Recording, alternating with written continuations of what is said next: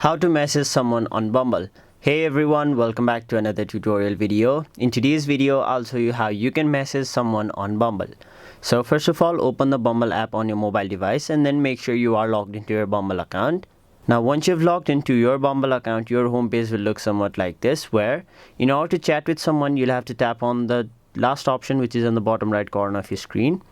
After that, you will get your matches here. Now, in order to message someone, you'll have to first of all get a match with them. So, to get a match, let's say I swiped right to this person right over here. Now, if that person also swipes right on me, they will appear on the match page and then you will be able to chat with them now. But if you guys aren't a match and you both haven't swiped right on each other, you won't be able to send them a message.